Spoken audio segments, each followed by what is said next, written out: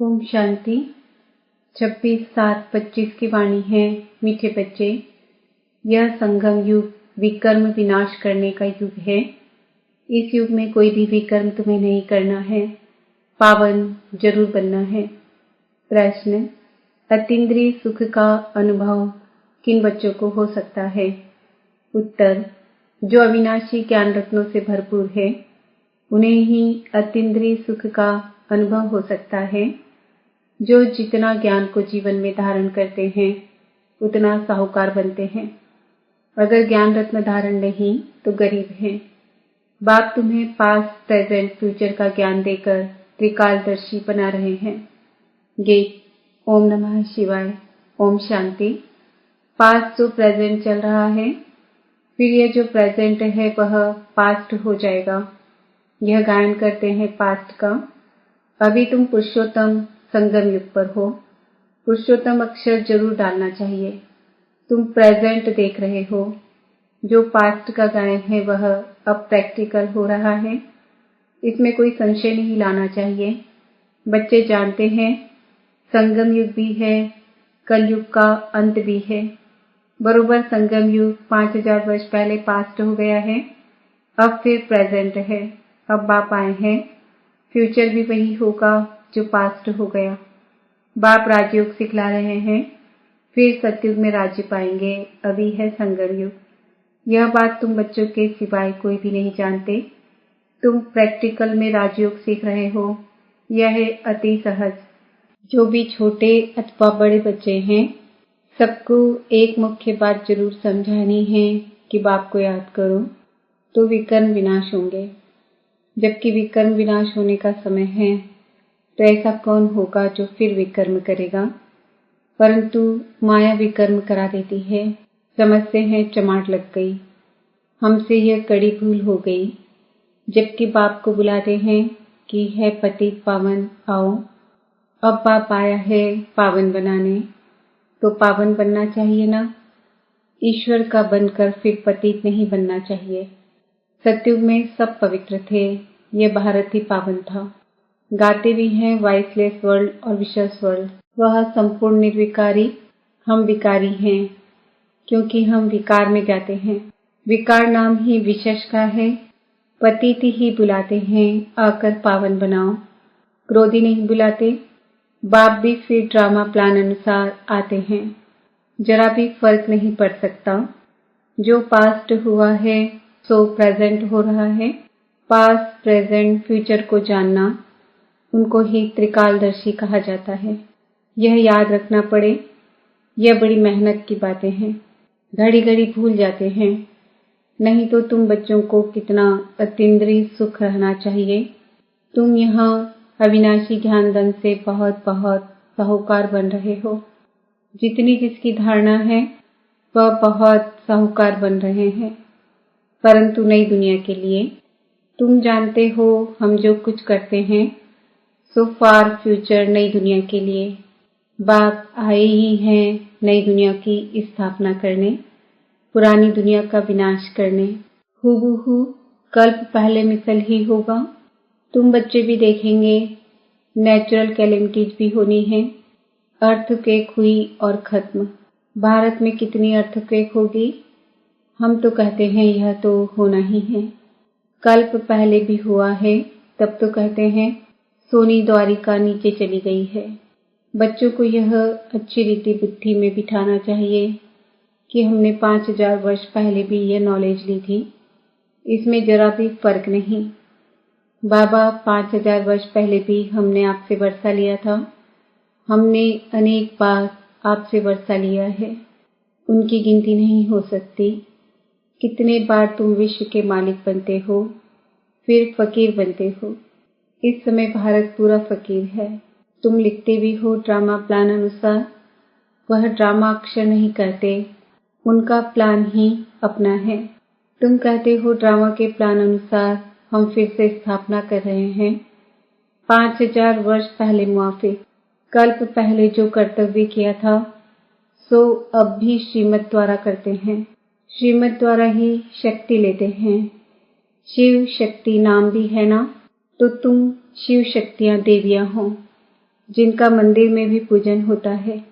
तुम ही देवियां हो जो फिर विश्व का राज्य पाती हो। जगदम्बा को देखो कितनी पूजा है, अनेक नाम रख दिए हैं, है तो एक ही, जैसे बाप भी एक ही शिव है। तुम भी विश्व को स्वर्ग बनाते हो तो तुम्हारी पूजा होती है। अनेक देवियां हैं, लक्ष्मी की कितनी पूजा करते हैं। दीपमाला के दिन महालक्ष्मी की पूजा करते हैं। वह हुई हेड, महाराजा महारानी मिलाकर महालक्ष्मी कह देते हैं, उसमें दोनों आ जाते हैं। हम भी महालक्ष्मी की पूजा करते थे। धन वृद्धि को पाया तो समझेंगे महालक्ष्मी की कृपा हुई। बस हर वर्ष पूजा करते हैं। अच्छा, उनसे धन मांगते हैं, देवी से क्या मांगे। तुम संगम युग की देवियां स्वर्ग का वरदान देने वाली हो। मनुष्यों को यह पता नहीं है कि देवियों से स्वर्ग की सब कामनाएं पूरी होती है। तुम देवियां हो ना, मनुष्यों को ज्ञान दान करती हो, जिससे सब कामनाएं पूर्ण कर देती हो। बीमारी आदि होगी तो देवियों को कहेंगे ठीक करो, रक्षा करो। अनेक प्रकार की देवियां हैं। तुम हो संगम युग की शिव शक्ति देवियां। तुम ही स्वर्ग का वरदान देती हो। बाप भी देते हैं, बच्चे भी देते हैं। महालक्ष्मी दिखाते हैं, नारायण को गुप्त कर देते हैं। बाप तुम बच्चों का कितना प्रभाव बढ़ाता है। देवियां 21 जन्म के लिए सुख की सब कामनाएं पूरी करती है। लक्ष्मी से धन मांगते हैं, धन के लिए ही मनुष्य अच्छा धंधा आदि करते हैं। तुमको तो बाप आकर सारे विश्व का मालिक बनाते हैं, अथाह धन देते हैं। श्री लक्ष्मी नारायण विश्व के मालिक थे, अभी कंगाल हैं। तुम बच्चे जानते हो राजाई की फिर कैसे धीरे धीरे उतरती कला होती है। पुनर्जन्म लेते लेते कला कम होते होते अभी देखो कैसी हालत आकर हुई है। यह भी नई बात नहीं, हर 5000 वर्ष बाद चक्र फिरता रहता है। अभी भारत कितना कंगाल है। रावण राज्य है, कितना ऊंच नंबर 1 था, अभी लास्ट नंबर है। लास्ट में न आए तो नंबर 1 में कैसे जाए, हिसाब है ना। धीरज से अगर विचार सागर मंथन करें तो सब बातें आप ही बुद्धि में आ जाएंगी। कितनी मीठी मीठी बातें हैं। अभी तो तुम सारे सृष्टि चक्र को जान गए हो। पढ़ाई सिर्फ स्कूल में नहीं पढ़ी जाती। टीचर लेसन देते हैं घर में पढ़ने के लिए, जिसको होमवर्क कहते हैं। बाप भी तुमको घर के लिए पढ़ाई देते हैं। दिन में भल धंधा आदि भी करो, शरीर निर्वाह तो करना ही है। अमृत वेले तो सबको फुर्सत रहती है। सवेरे सवेरे 2-3 बजे का टाइम बहुत अच्छा है। उस समय उठकर बाप को प्यार से याद करो। बाकी इन विकारों ने ही तुम्हें आदि मध्य अंत दुखी किया है। रावण को जलाते हैं, परंतु इसका भी अर्थ कुछ नहीं जानते। बस सिर्फ परंपरा से रावण को जलाने की रस्म चली आई है। ड्रामा अनुसार यह भी नून है, रावण को मारते आए हैं, परंतु रावण मरता ही नहीं। अभी तुम बच्चे जानते हो यह रावण को जलाना बंद कब होगा। तुम अभी सच्ची सच्ची सत्यनारायण की कथा सुनते हो। तुम जानते हो कि हमको भी बाप से वर्षा मिलता है। बाप को न जानने के कारण ही सब निधन के हैं। बाप जो भारत को स्वर्ग बनाते हैं उनको भी नहीं जानते हैं। यह भी ड्रामा में नूंद है। सीढ़ी उतरते तमो प्रधान बने तब तो फिर बाप आए, परंतु अपने को तमो प्रधान समझते थोड़े ही हैं। बाप कहते हैं इस समय सारा झाड़ जड़ जड़ीभूत अवस्था को पाया है, एक भी सतो प्रधान नहीं। सतो प्रधान होते ही हैं शांति धाम और सुख धाम में, अभी हैं तमो प्रधान।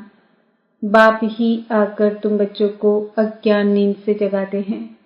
तुम फिर औरों को जगाते हो, जगते रहते हैं। जैसे मनुष्य मरते हैं तो उनका दीवा जलाते हैं कि रोशनी में आ जाए। अब यह है घोर अंधियारा। आत्माएं वापस अपने घर जा न सके। भल दिल होती है दुख से छूटें, परंतु एक भी छूट नहीं सकते। जिन बच्चों को पुरुषोत्तम संगम युग की स्मृति रहती है वह ज्ञान रत्नों का दान करने बिना रह नहीं सकते। जैसे मनुष्य पुरुषोत्तम मास में बहुत दान पुण्य करते हैं, ऐसे इस पुरुषोत्तम संगम युग में तुम्हें ज्ञान रत्नों का दान करना है। यह भी समझते हो स्वयं परम पिता परमात्मा पढ़ा रहे हैं, श्री कृष्ण की बात नहीं। श्री कृष्ण तो है सतयुग का पहला प्रिंस, फिर तो वह पुनर्जन्म लेते आते हैं। बाबा ने पास्ट प्रेजेंट फ्यूचर का भी राज समझाया है।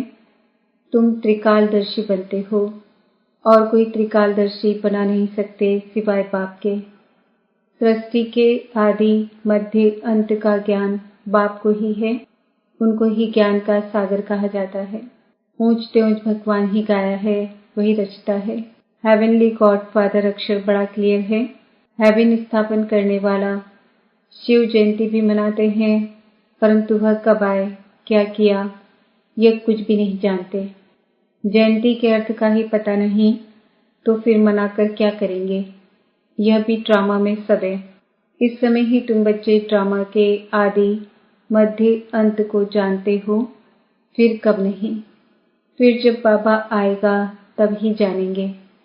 अभी तुमको स्मृति आई है यह 84 का चक्र कैसे फिरता है। भक्ति मार्ग में क्या है, उनसे तो कुछ भी मिलता नहीं। कितने भक्त लोग भीड़ में धक्का खाते जाते हैं, बाबा ने तुमको उनसे छुड़ा दिया। अब तुम जानते हो हम श्रीमत पर फिर से भारत को श्रेष्ठ बना रहे हैं। श्रीमत से ही श्रेष्ठ बनते हैं, श्रीमत संगम पर ही मिलती है। तुम यथार्थ रीति से जानते हो हम कौन थे, फिर कैसे ये बने हैं। अब फिर पुरुषार्थ कर रहे हैं। पुरुषार्थ करते करते बच्चे अगर कभी फेल हो पड़ो तो बाप को समाचार दो, बाप सावधानी देंगे फिर से खड़े होने की। कभी भी फेलियर हो बैठ नहीं जाना है, फिर से खड़े हो जाओ, दवाई कर लो। सर्जन तो बैठा है ना, बाबा समझाते हैं 5 मंजिल से गिरने और 2 मंजिल से गिरने का फर्क कितना है। काम विकार है 5 मंजिल, इसलिए बाबा ने कहा है काम महाशत्रु है। उसने तुमको पतित बनाया है, अब पावन बनो। पतित पावन बाप ही आकर पावन बनाते हैं, जरूर संगम पर बनाएंगे। कलयुग अंत और सतयुग आदि का यह संगम है। बच्चे जानते हैं बाप अभी कलम लगा रहे हैं, फिर पूरा झाड़ यहाँ बढ़ेगा, ब्राह्मणों का झाड़ बढ़ेगा, फिर सूर्यवंशी चंद्रवंशी में जाकर सुख भोगेंगे। कितना सहज समझाया जाता है। अच्छा मूल्य नहीं मिलती है। बाप को याद करो, यह बुद्धि में पक्का करो कि शिव बाबा ब्रह्मा तन से हमको कहते हैं कि मुझे याद करो, तो विष्णु के घराने में चले जाएंगे। सारा मदार पुरुषार्थ पर है। कल्प कल्प जो पुरुषार्थ किया है हूबहू वही चलेगा। आधा कल्प देह अभिमानी बने हो, अब देही अभिमानी बनने का पूरा पुरुषार्थ करो। इसमें है मेहनत। पढ़ाई तो सहज है, मुख्य है पावन बनने की बात। बाप को भूलना यह तो बड़ी भूल है। देह अभिमान में आने से ही भूलते हो। शरीर निर्वाह अर्थ धंधा आदि भल 8 घंटा करो, बाकी 8 घंटा याद में रहने के लिए पुरुषार्थ करना है। वह अवस्था जल्दी नहीं होगी। अंत में जब यह अवस्था होगी तब विनाश होगा। कर्मातीत अवस्था हुई तो फिर यह शरीर ठहर नहीं सकेगा, छूट जाएगा, क्योंकि आत्मा पवित्र बन गई है ना। जब नंबरवार कर्मातीत अवस्था हो जाएगी तब लड़ाई शुरू होगी, तब तक रिहर्सल होती रहेगी। अच्छा, मीठे मीठे सिकिल दे बच्चों प्रति माता पिता बाप दादा का याद प्यार और गुड मॉर्निंग। रूहानी बाप की रूहानी बच्चों को नमस्ते। हम रूहानी बच्चों की रूहानी माता पिता बाप दादा को याद प्यार गुड मॉर्निंग नमस्ते ओम शांति।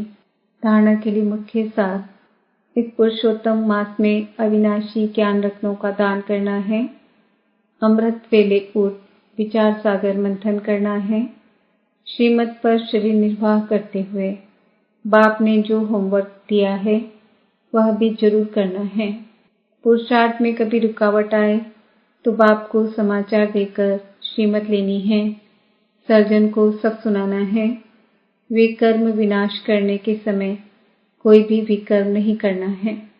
वरदान, अखंड योग की विधि द्वारा अखंड पूज्य बनने वाली श्रेष्ठ महान आत्मा भव।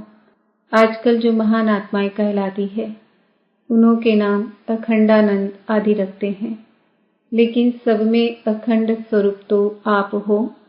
आनंद में भी अखंड, सुख में भी अखंड। सिर्फ संग दोष में न आओ। दूसरे के अवगुणों को देखते सुनते डोंट केयर करो, तो इस विशेषता से अखंड योगी बन जाएंगे। जो अखंड योगी है वही अखंड पूज्य बनते हैं।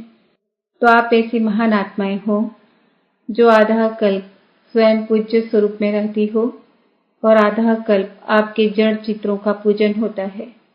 स्लोगन, दिव्य बुद्धि ही साइलेंस की शक्ति का आधार है। आज का सम्मान है, मैं श्रेष्ठ महान आत्मा हूँ। आज के व्यक्त इशारे संकल्पों की शक्ति जमा कर श्रेष्ठ सेवा के निमित्त बनो। जो अपनी सूक्ष्म शक्तियों को हैंडल कर सकता है वह दूसरों को भी हैंडल कर सकता है। इसलिए स्व के ऊपर कंट्रोलिंग पावर, रूलिंग पावर हो तो यही यथार्थ हैंडलिंग पावर बन जाती है।